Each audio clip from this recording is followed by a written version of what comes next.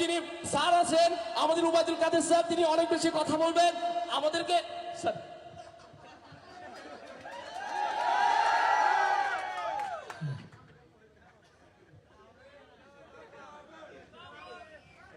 ভাইরা কেমন আছেন?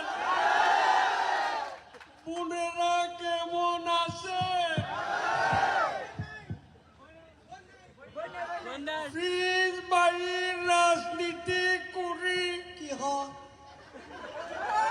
সোহাগ বাড়ির রাজনীতি করি এ কথা বলা যাবে না। আমরা বঙ্গবন্ধুর কন্যা শেখ হাসিনার রাজনীতি করি। মাসুদ ভালো হয়ে যাও। তুমি কি